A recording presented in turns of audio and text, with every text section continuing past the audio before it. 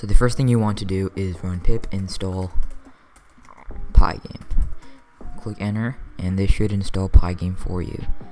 Once you've got pygame installed, you can go ahead and open up your favorite code editor. I'm going to be using Visual Studio Code for this tutorial. Now click on new file and create your file. Import pygame, then initialize pygame. What this does is it imports everything from pygame and initializes the pygame window, or basically the pygame module.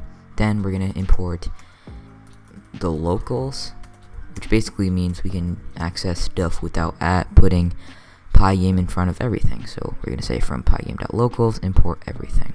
Then we're going to do the basic setup, which is to create the window size, and I'm going to be setting that to 600 and 400, and see that I'm putting this inside a tuple as it's pretty important. Then we're going to set the screen, so screen equals. Now we have set up the screen. We're using the display from pygame, and we're setting the mode, which basically takes two parameters, which is the window height and the window width, which we have specified in this tuple. So the window width would be 600 and the window height would be 400.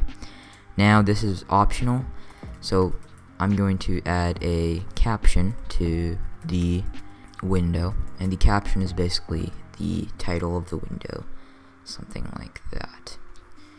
And I'm going to just call this game. Feel free to go with whatever you want. Now this is the basic setup. Now we're going to set up the game loop. First things first, we're going to create a while loop, so while true, and in here we're going to create a for loop, so for event in pygame.event.get. If event.type equals quit, then pygame.quit and sys.exit. Now, what are we doing here? Well, we're getting all these stuff from this function, the event.get function, and we're storing everything inside this event variable. Then we're checking if the event type is the quit button on the window.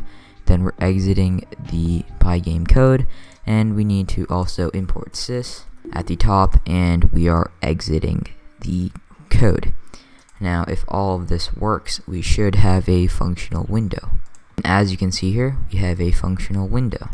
And that's going to be it for this video, and in the next video we are going to adding some more code and a lot of cool stuff. If you found this video helpful, follow me on Twitter.